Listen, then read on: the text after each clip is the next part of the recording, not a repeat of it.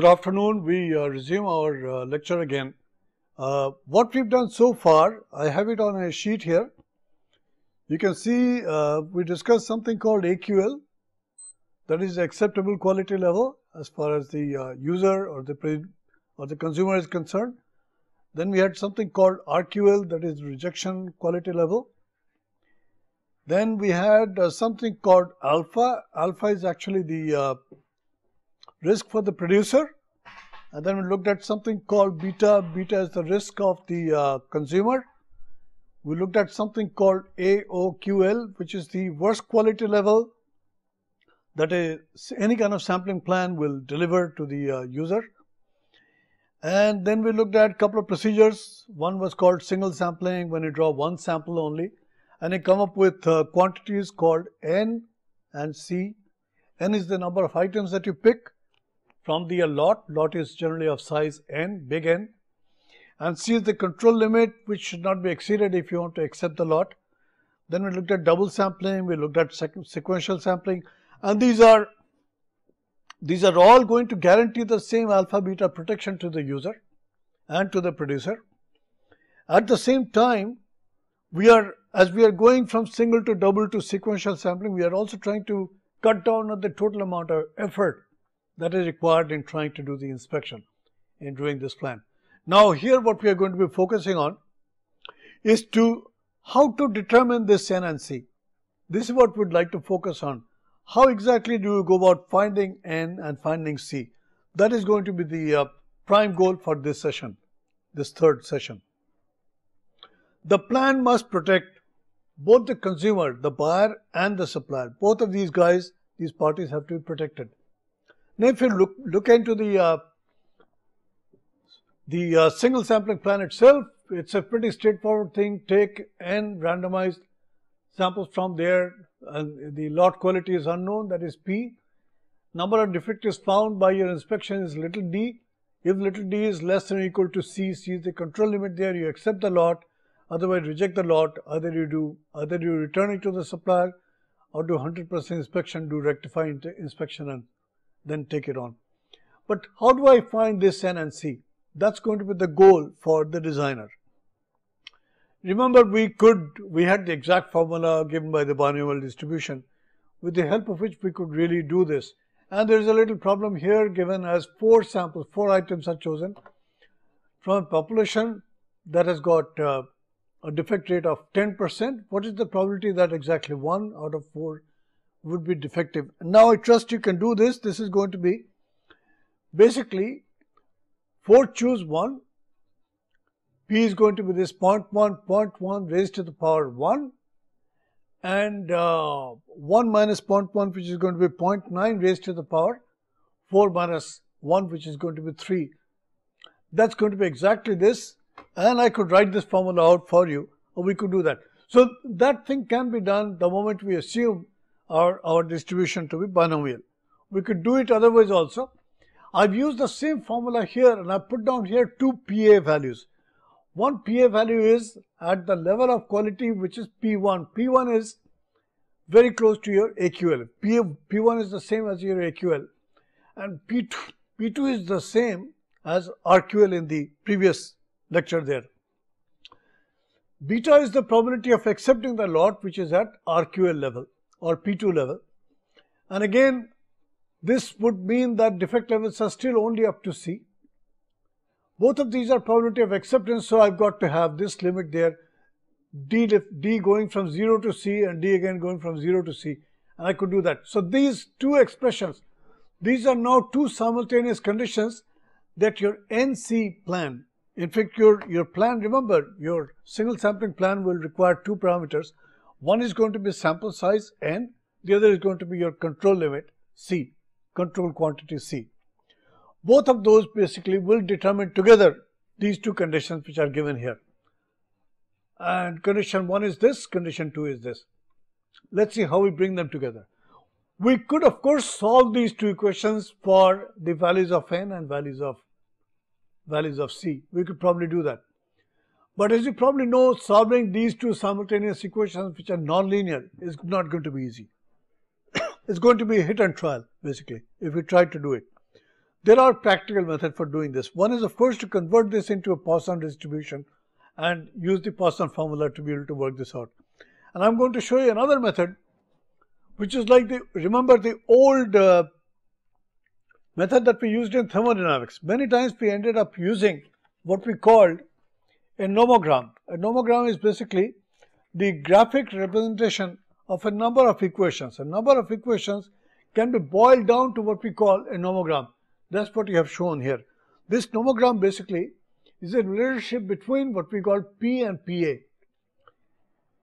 On this side I've got PA, on the right hand scale I've got PA, on the left hand scale I've got P. P is your lot quality. Now what are the two conditions given to me? My PA should be 1 minus alpha. Remember now, if you remember the OC curve, this was to the left of the OC curve. This was near the peak of the OC curve. And that value of PA there should be equal to 1 minus alpha. Alpha is the risk. Alpha is the risk of the, who is this risk for? It is for the producer. He should not get good lots returned to them. And this has to be done at the AQL level. So this is one condition. One condition is just that. The other condition is the condition of beta. And beta is shown right here. Beta is PA at RQL level. Beta is a straight probability of acceptance of the lot.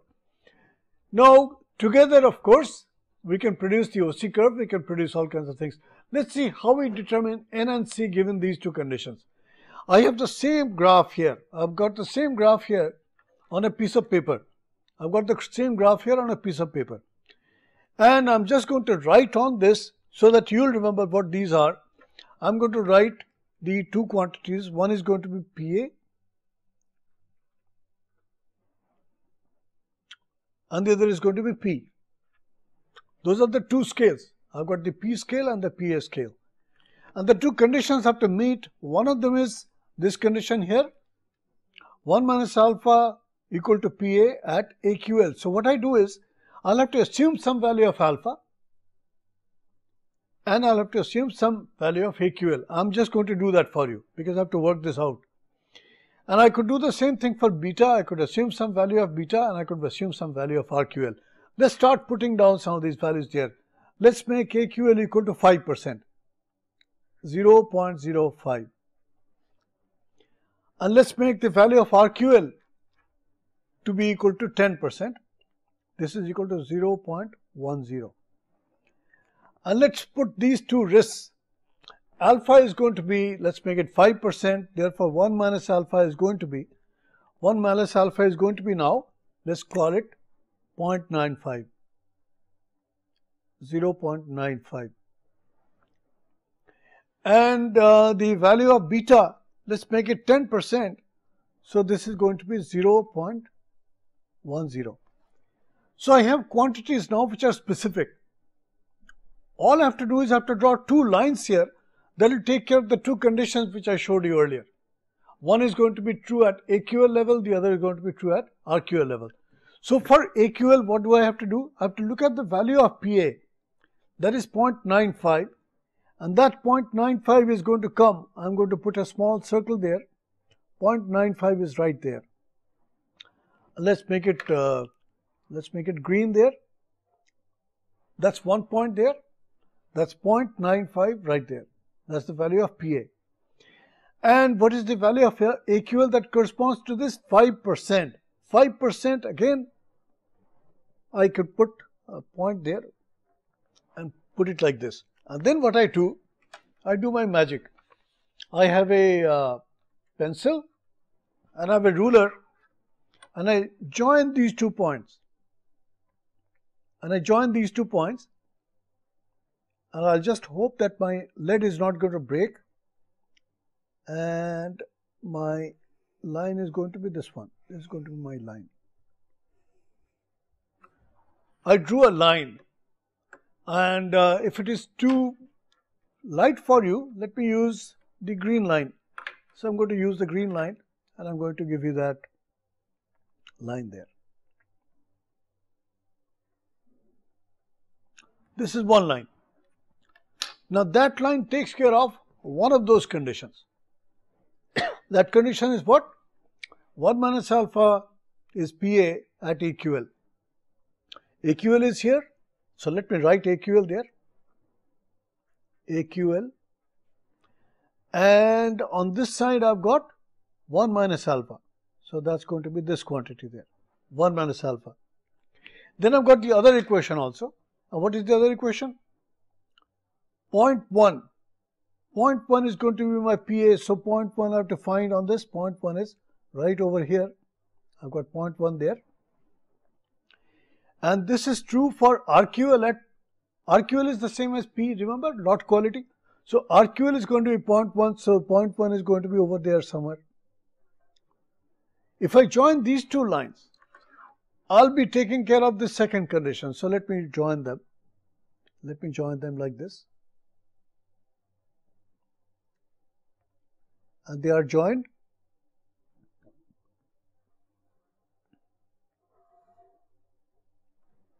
And I've got the other line now. Remember now, the first, which is the green line, will take care of my protecting the producer or the supplier.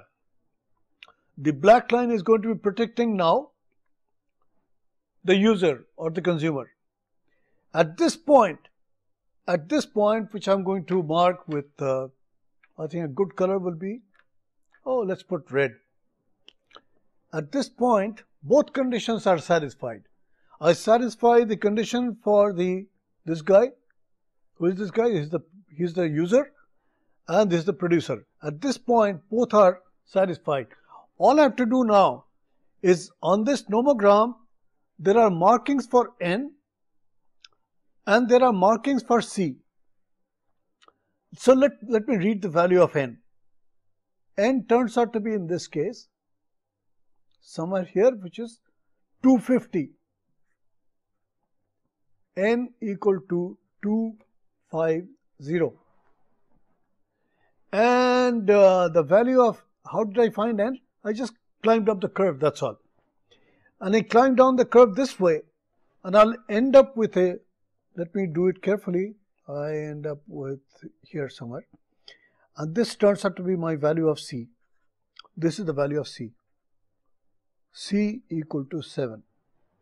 Now what is the result of doing all this? I've got my sampling plan designed, and the sampling plan will be going like this. I have here N equal to 250, C equal to 7. And that's my single sampling plan. That's my single sampling plan. And the design is now complete. Now if I wish, I can construct the OC curve for it. And there's a very easy way to construct the OC curve once you've got this thing there. Remember the OC curve, it kind of comes down like this. And for that, what I have to do is, I have to rotate my little scale there. And I've got to rotate it between AQL and RQL. Oh, I did not put my RQL there. Let's put my RQL there. This is my RQL. And this, of course, is your beta. Beta is this value there. So I took care of alpha in AQL and I took care of beta and RQL. And to find the OC curve, all I have to do is put it here and rotate it and keep looking at values of P and the corresponding values of PA. Values of P and PA. If I keep doing that, if I keep looking at those pairs of readings, I'll be able to construct my OC curve, and the OC curve will, let me just spoil this chart here. The OC curve will look like this. It will start at some point which is like AQL. It will end at some point which is RQL. And on this side I'll have PA. And to just make sure that you are able to see it, there is my OC curve. And I found these points. How did I find these points? All I did was, I pivoted. That is my sampling plan. Right in the middle, in that red circle is the sampling plan. I pivoted my scale. So I kept reading little p and PA pairs. I kept finding them, and I kept finding these points. I kept finding these points. these points I kept finding for the OC curve, then of course I join them. I end up with my OC curve also. And once I have the NC plan, I have this one and I have this one, my sampling plan is completely designed. So it's like a great way to get your quick and dirty plan. This nomogram is called the Larson nomogram. It's the Larson nomogram. It's a pretty famous nomogram. And this gives you the exact design. This gives you the exact design of the single sampling plan. No such easy method is available for the double sampling plan or the sequential sampling plan. Generally speaking, there you have to look up some tables, or you may have to actually use a computer and calculate all the OC curves and everything else. Those you should be able to do once you've written your software routines and so on and so forth, that you should be able to do. But this nomogram shown here is the exact method for designing what we call the single sampling plan, the SSP. Okay, let's look at some other procedures also. We go back to the screen here. This is exactly the same thing that I showed you earlier. I give you another example, and here again they've designed an OC plan, and in that red circle there, notice the red circle there, they show you how to do the manipulation, how to draw up the alpha, beta, AQL, RQL and so on and so forth, and they show right there. So that's just an illustration of what we've done before. Now here's another approach. The military, of course, I don't know really. I do not know if the military ends up with a curve like this. I don't know. They might be doing it for projectile estimation and stuff like that. They might be doing that, or they might be doing it inside an airplane. They might be using some nomograms for navigation and stuff like that. Those they might be doing, target setting and so on. But as far as a device like this is concerned, this is best used in the office. It can't be used really out in the field somewhere, where there are trucks arriving and with boots and bullets and everything else, and there you've got to do some quick sampling to accept or reject what has been received there. So what you'd like to do is you'd like to have a quick and dirty way to come up with a sampling plan. And that is done by the MIL-STD-105E. This is a standard method that has been around for almost like 60 years now, or even more than 60 years. This was designed by experts at the Columbia University, and there was some resistance, of course, and people have spoken up against this. They have said that the moment you're going the acceptance sampling route, you're throwing away your idea of your philosophy of zero defect and so on and so forth, which is actually true. But it turns out in many cases, defect levels have not yet come down to the level of 6 sigma. They've not yet come down to the level of, a few fractions in 1,000 or million or something like that. They've not reached that level. Defect levels are still at percent level. We find many parts and items which are still at that level there, which is like CP or CPK less than 1, which we'll discuss in another session. That's like something where 6 sigma is trying to go. But because not many people are at the 6 sigma level, people are saying we got to have some method that we can use here and now today with the kind of suppliers that we have. Our suppliers are not at 6 sigma level, so we need some method. And one such method is this, the MIL-STD-105E approach.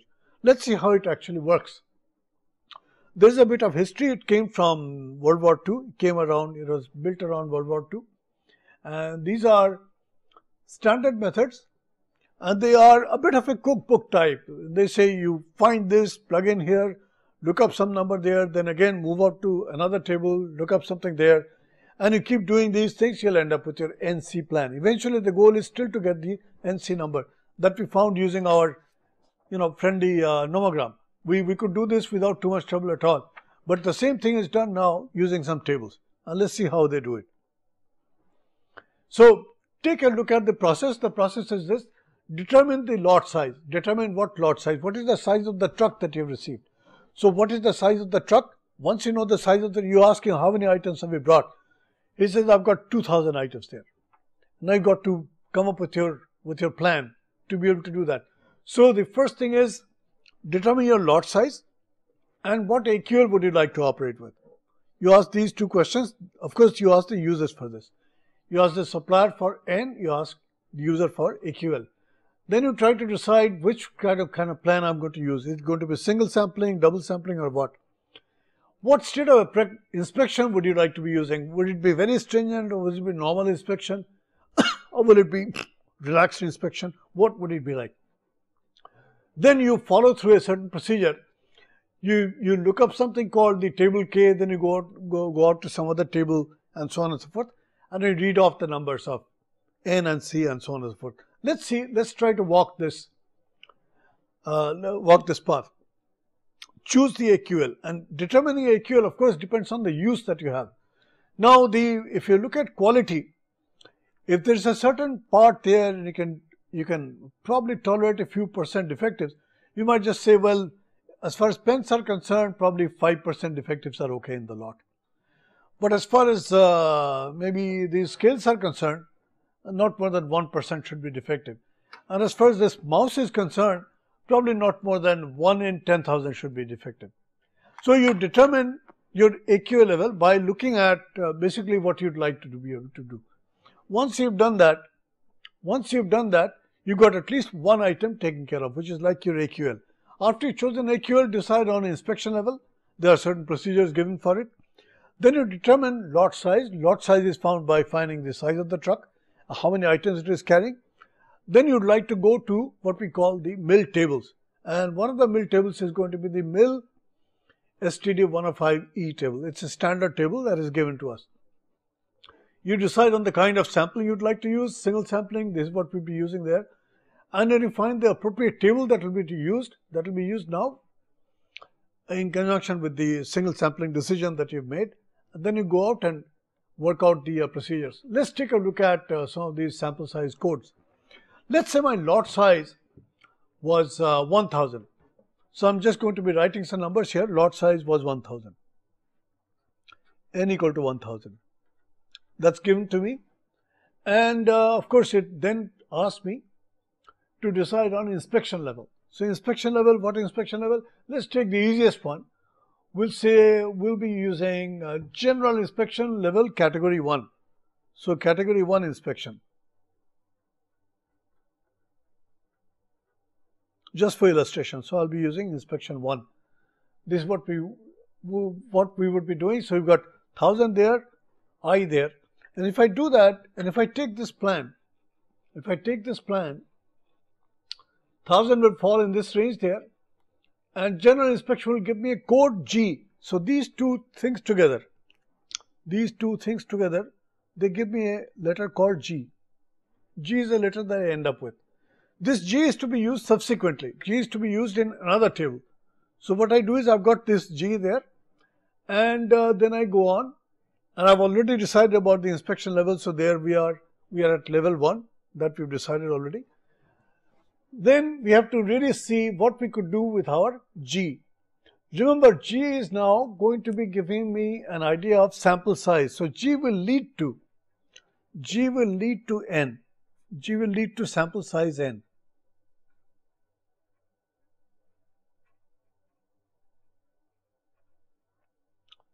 G will lead to sample size. And how is this to be done? You go to the normal sample size, and you go to the MIL table, normal sample size.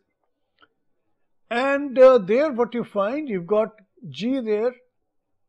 It's got a sample size of 32. So right away, I get my sample size N to be equal to 32.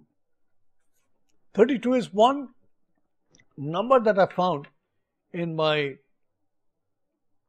for my single sampling plan. Then what I do, now I ask the question, what about AQL? What AQL are we talking about? And let's take an AQL. I'm going to just pretend that I'm going to be taking an AQL of 1.5%. Let's decide AQL requirement to be 1.5%. Let's say this is our requirement. What I then do is I locate 1.5% on AQL. I locate that on the columns. In the columns, I locate my 1.5. And from this G, I draw a straight line there, and I come down to this, and I end up with two numbers there. One is 1, number 1, and the other is 2. Now here, it turns out, this gives me C equal to 1, because that is the acceptance quality number here, acceptance level. These many defects I can allow in 32 items. Out of 32 items, I'll allow at most one defect to remain. 0 or 1 would pass the lot. 2 or more out of 32 defectives. 2 or more defectives out of 32 would fail the lot. That means I'll have to return the lot. So now I've got a plan completely with me, and the NC plan by MIL-STD-105E turns out to be 32, 1. This is my final plan. That's my single sampling plan. And you could see how easy it is. All I did was I went through a couple of tables and I was able to get to this final table, and here I was able to get my N and C. Very, very easy. And of course I can, if I wish, I could use the old nomogram or some other calculation. If this is a finite lot, I'll have to use probably the hypergeometry formula. But if you assume this to be quite large as compared to my sample size here, I could assume this to be more or less infinity, and therefore the formula that I could use here would be the binomial formula. And I could, once the binomial formula could be used,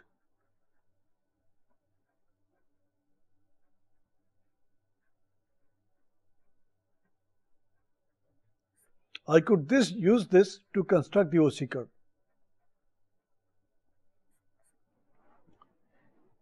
Why do I need the OC curve? Because I'd like to get some feel if this plan is going to be sufficiently discriminating for me to tell between good and bad. Now let's review a couple of things here. Then there is something called the normal inspection plan, then there is the reduced inspection plan. Those tables are there, and if you wish you could do that. And there are some switching rules also, depending on the quality of supply that you're getting. There are some switching rules also, and I'll leave this on the screen for you as I do my talking here. So keep that in front of you. I'll do some talking to you. There are certain things which are actually not possible to do with the MIL-STD plan. One of which is, let's say you've got some beta that you'd like to impose. Beta, what is beta? Beta is a risk. Beta is the risk of the user, the consumer, ending up with lots which are at RQL level. Notice here all we did was we looked at lot size. If you go back to the diagram here, we looked at lot size, inspection level, AQL. That's all. Nothing else I used, and I ended up with my NC. What about beta? What about the risk to the producer? What about the risk to the consumer? None of those things are really quantified here. For that you have to go to the binomial distribution, work out the formulas and so on and so forth. You'll have to do that. So the MIL-STD plan does not actually tell you the exact risks. It does not tell you that. But by doing this switching, they have a switching method here. By this, what they try to do is, if you're receiving bad lots one after the other, then what it does is, it tries to protect you by making your sample size larger, which is like increase N or reduce C, both of which are then going to affect your alpha and beta. If you increase N, your curve is going to come down sharply. If you reduce your C, again the curve is going to go down very sharply. And therefore what you're doing is you're trying to move gradually toward that ideal curve. The ideal curve comes right down, then it goes flat like that. This is what you'd like to be able to do. Now it does not do that in any scientific or quantitative way. It does not do that. It basically gives you these switching plans, which is what I've got on the screen here. These switching plans will generally give you directional support to reduce your alpha and to reduce your beta. But the MIL-STD plan directly by itself, it does not give you any indication at all as to what sort of risk are you exposing yourself to. That is very unfortunate. There are people, of course, who have used these MIL plans and they've worked out those things. And you've got power curves for the MIL plan, you've got a lot of other things for the MIL plan, you've got the OC curves plotted for the MIL plan, but these have been done afterwards. In the original MIL plan, these are not there. MIL plans, by the way, they've gone through some revisions, and it turns out in the latest version, in October 2008, look at this last blue line here, the MIL-STD-105E has been replaced by MIL-STD 1916 by the US Department of Defense as of October 2008. And I've given you a particular thing, and I don't want to click here because I'm not really sure if the network is connected. If the network were connected, we possibly could see what all plans they bring out. And they give you a completely different set of instructions and so on and so forth. So now, if you were to choose, what would you do? If you're in a factory, and if you don't have access to engineers, if you don't have access to good, nice statistical handbooks and so on and so forth, if you do not have a book on quality control and so on, in that case, it might be easier for you to find either a Bureau of Indian Standards plan or a MIL-STD plan and use that plan to come up with your NCD schemes. It's also possible that you would, in this case, if there's a large amount of production to be affected by poor quality parts, what you'd like to do is you'd like to put some effort and understand this sort of stuff, and you try to come up with, basically, what you'd like to be able to do is you try to come up with an exact plan. So the OC curve is known and the protection is known and everything else is known. This is the exact way to do your job, your sampling plan design. Couple of other things are also important. It's very important for us to realize, it's very, very important for us to realize that AQL, RQL, these are quantities that should not be determined arbitrarily. They should not be found arbitrarily. For example, AQL is the level at which your factory can operate comfortably. And depending on your own effort in quality assurance and quality management and so on, you might like to reduce that AQL very close to zero. For example, suppose you're doing JIT. If you're doing JIT, the input to your system should be perfect. And there's no question of using sampling if you're doing JIT. Absolutely no question of using sampling. Because sampling will allow a few defective items to go in. Because you're not doing 100% inspection. The only way you can do that, if you do 100% inspection of the lots that have arrived, and then you release them one after the other on your JIT line, but then you're not really doing JIT. You're really doing a lot of work that should have been done by doing much better process control. This is something you've got to remember. Same thing goes for RQL. RQL also has to be related to the cost of production stoppage, because RQL kind of assumes if a few defectives came along, and suppose these were the pens. These were the pens that we purchased from the market, right? And who did we supply these pens to? We gave them to a drafting class. And they had a test. And they were using the same pens. And suppose these pens were at a high level of defect. Suppose the 10% were defective. That means every 10th pen had some defect. Or what about the 10th boy who ends up with that 10th pen there and he is not able to do his job? He's going to suffer as far as his grades are concerned. The exam is going to be incomplete and everything else. And think of the same thing happening in a factory. Suppose a defective part gets into the machine and it stops the machine. You got to dismantle the whole thing, you have to take it all apart and so on and so forth. Perhaps it has broken a few things and so on and so forth. So if you've got defective parts coming in and messing up your system, you better make sure nothing of that sort comes in. How do you justify that? How do you ask for higher quality? You work out in economics, you work out the downtime caused by a change that is required because a defective item came in. A defective item got into your system and that impacted your production system and it caused some major disaster. Either it stopped the machine, broke a tool or did something like that, or it just caused downtime. And this has happened so much. When I worked in a factory, there were so many occasions. At one point I was operating a can filling machine. And these cans, the cans were a lot like these bottles there. And those cans, they were made of cardboard. And sometimes the crimping that is done to make sure that the seal is there, that seal was not very good. And cans, after they were filled, they started leaking. And this would happen probably once in 200 or 300. But every time one of those cans got stuck in the machine, there was oil all over the place. And we had to stop, we had to clean up and so on and so forth. We'd rather pay double the price for the cans just to make sure we got good seals around in the bottom. Now this is the kind of economics that you have to work out, and you should do it well ahead of time and should sit with the supplier and make sure he understands your cost. Just as he's interested in not being returned, the good lot should not be returned back to him. That is like something that he should know. But he should also understand that it's not just that the pen is defective, so I throw a pen, I pick up another pen. What about the consequence of some kid who is not able to write his exam because the pen is defective, or he ends up getting he ends up with bad grades because the pen smudged or the ink ran or did something very funny, and that's not really going to be funny for him as far as his performance is concerned. When would you use acceptance sampling? There are certain occasions when you got to do this. When you're doing auditing, for example, you might do some sampling there. Or when 100% inspection is too high, you might like to do some sampling there. Those are like occasions you'd like to do this. 100% inspection may also take a long time that you'd like to avoid. Of course, when you do acceptance sampling, you are exposing yourself to certain types of risks. So you remember, the moment you step into the world of acceptance sampling, your alpha and beta are both going to be greater than 0. They are not going to be 0. Therefore, you will end up with a few bad parts in your system as a user, or you'll end up returning some good lots back to the supplier, because again, you're not doing 100% inspection, and a few bad parts may affect the results one way or the other, because this is statistical sampling.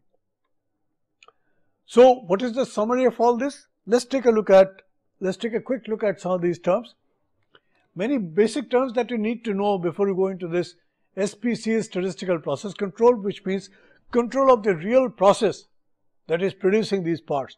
So I'm pretty sure, hopefully, the machines for producing these pens are so good that they do not have to do basically what we call SPC. We'll look at SPC in another session.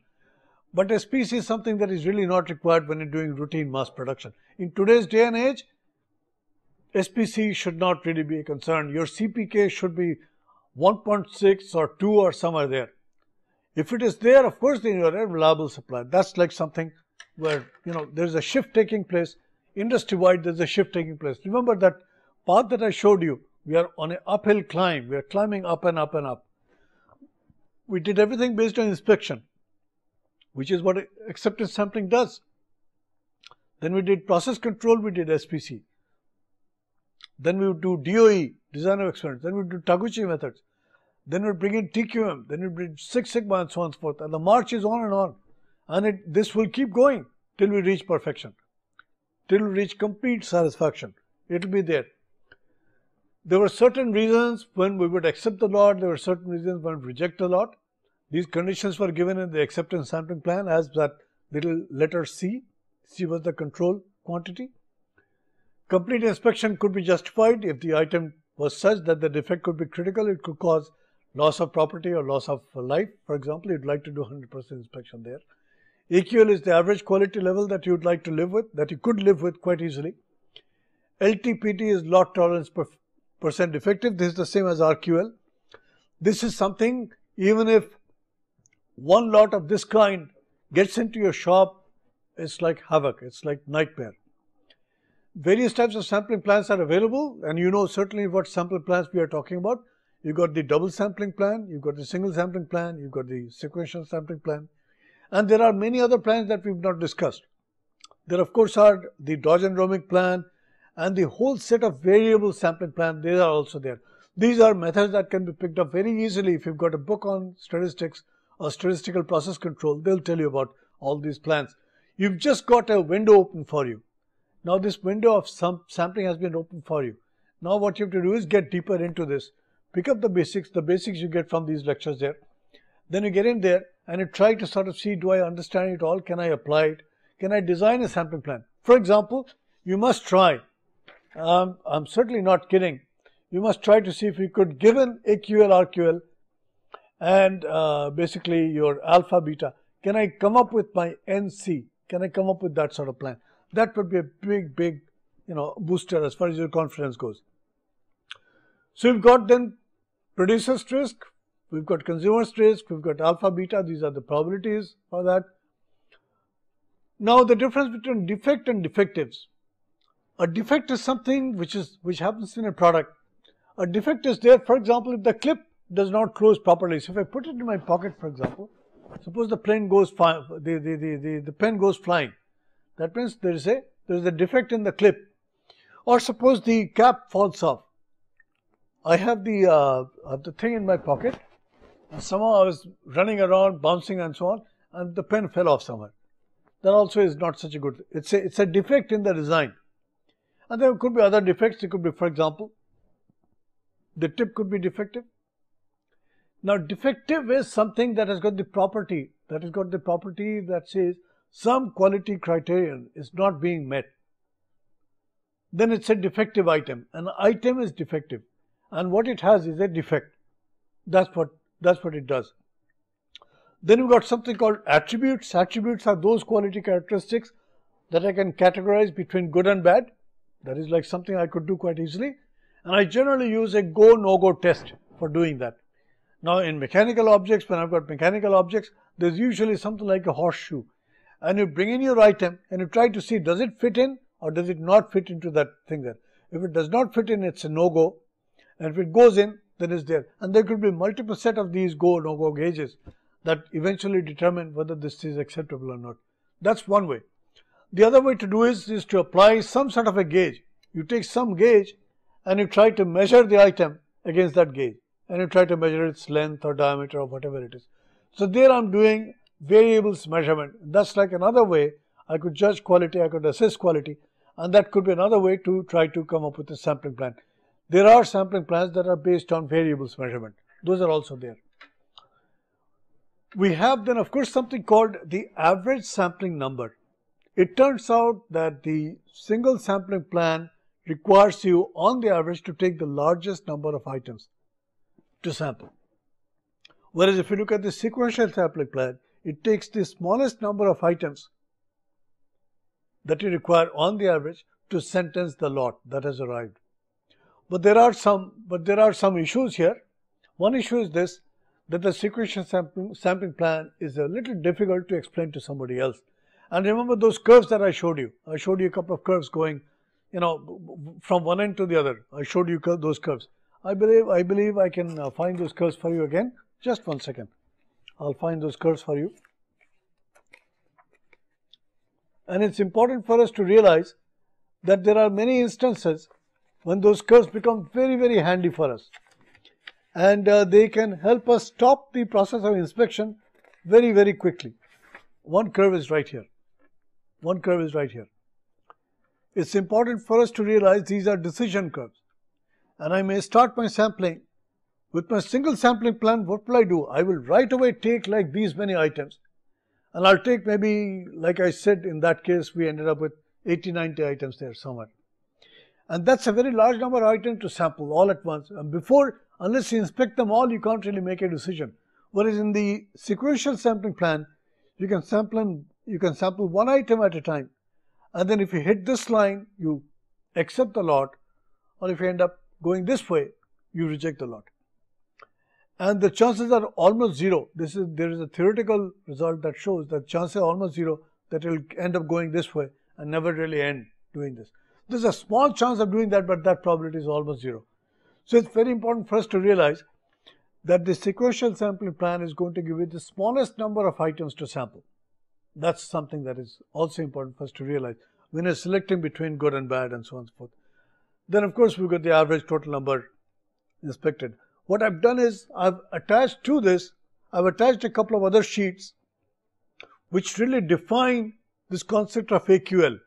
A percent defective, that is the baseline requirement for the quality of the product or the producer's product. The producers would like the buyer to design, the buyer is now the consumer.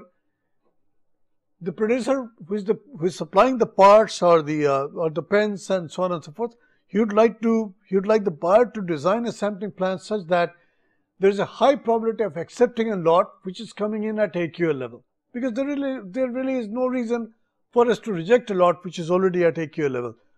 Now this being high means alpha should be low. On the other hand, I've got this quantity called RQL, lot tolerance percent defective.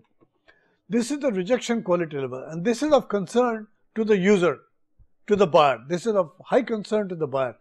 And of course, the buyer would like to make sure that there's a very low probability of accepting a lot which is at RQL level. That means here beta should be low. This also is something that we should try to remember. There are two risks involved. These are the two likelihoods. Therefore, there are two risks involved. one of which is called the alpha risk, which is the type 1 error, or the producer's risk. What is this risk? The producer may actually have a lot that is otherwise fine. It is actually at AQL level, but it is turned down. It's rejected by the sampling plan. Because again, sampling is not, the moment you're using sampling, you're not doing 100% inspection. Therefore, that is something that we'd like to make sure we do not run into too often. Then, of course, we've got something called type 2 error, which is actually the consumer's risk. This is now the buyer or the user. His risk is that he should have almost no lots brought into his shop that is at RQL level or the LTPD level. Therefore, he would like to have that beta to be as small as possible. A sampling plan is very powerful when it is able to reject most of the lots that are somewhat away from AQL. So it approaches the ideal curve. In fact, the effort should be by increasing your N or by reducing C, the effort should be you should try to approach as closely as you can the ideal curve. If you can approach the ideal OC curve, you are doing the best that is possible. The average outgoing quality, like I mentioned to you, it's very important for us to realize that there is something called the average outgoing quality.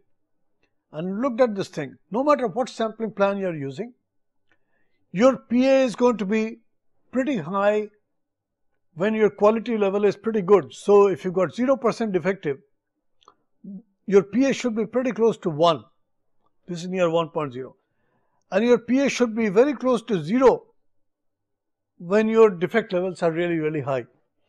If you use this principle and if you work out, this is the expression for AOQ. AOQ is coming out of your rectified inspection.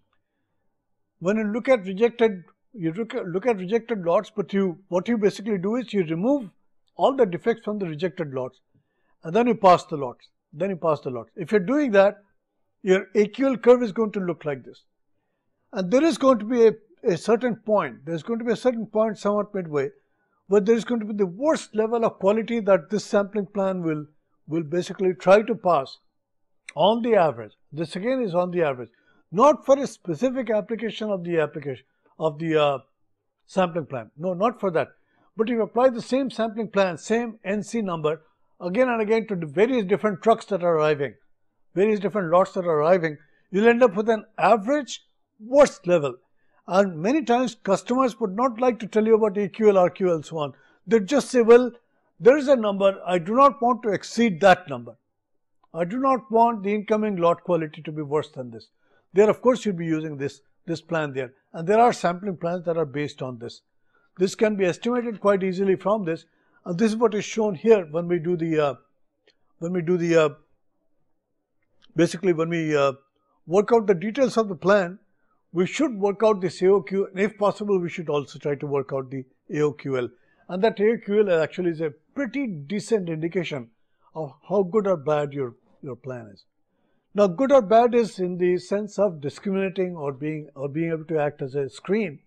What also is a concern many times is the amount of inspection you have to do to keep the your inspection system going.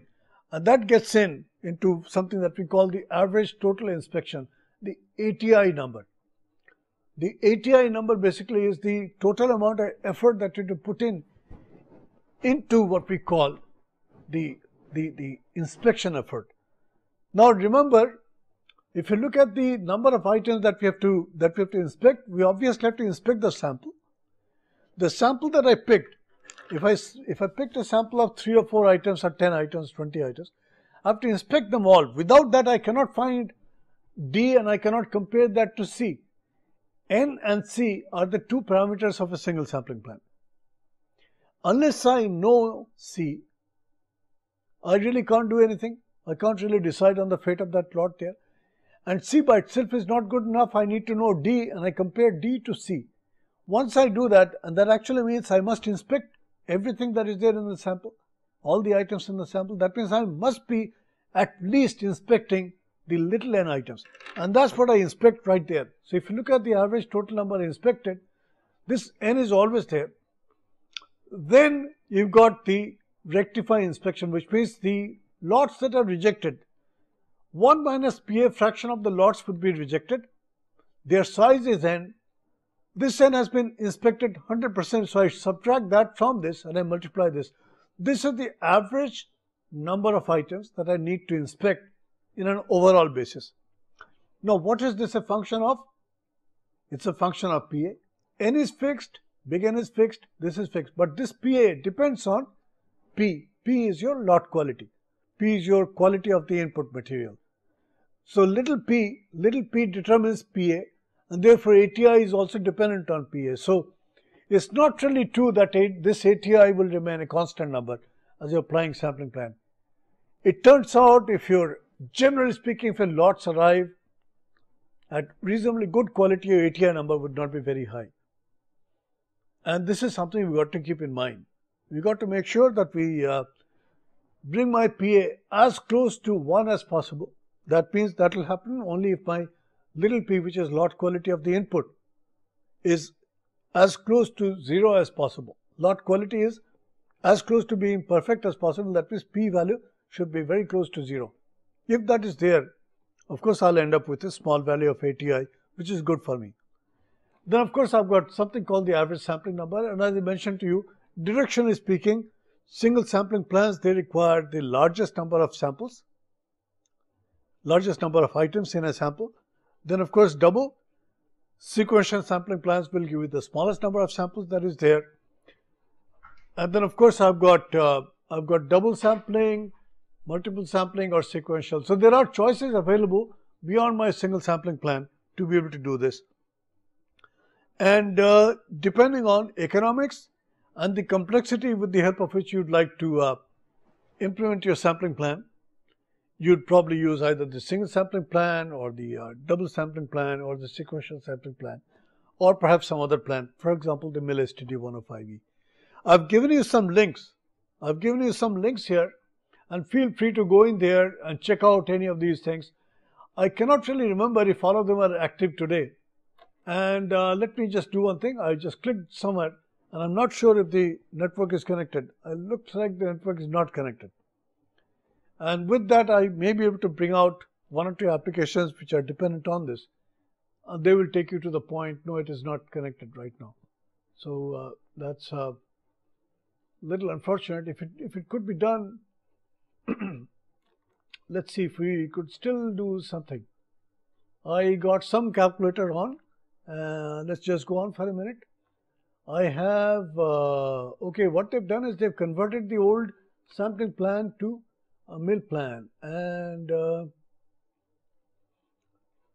they have shown these things, and no,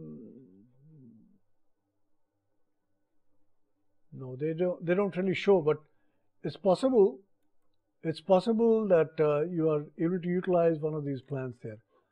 If I go in there, if I click there, then it gives me batch size, give me my batch size, and batch size in our case was, remember, 1000, and AQL we took 1.5, and type of inspection was normal, level inspection was 1, let's try to make it 1, and normal inspection, and let's submit. Let's see what results we get. We got 32, remember? Somehow we used 32 as our number there. And let me just see if I could find that. So this is going to be a confirmation of what we are doing. And that's not so bad. That's pretty good actually. That we ended up with, I have a feeling it was 32 when we used it. And 32 is the number there, and it turns out 1 is the 1 or less except the lot. So n is 32 and that is 0. This has come, by the way, from an online help, and that came basically from what we had there. We had this PowerPoint there, all I did was click that number there, click that URL there. So kindly do this if you wish to, and check out some of these things. It's also got a couple of other places where you've got other references provided to you. Those you could check out. I certainly appreciate your sitting through this session. It's been a little heavy for you, I'm sure. And there's going to be a lot of other interesting things coming along in the Six Sigma. We have reached about the midpoint of the Six Sigma program. and we've completed 20 lectures, and there are 20 more to come, and ones that are going to come include design of experiments and actual Six Sigma cases. Those are going to come down the road. Thank you very much. Thank you.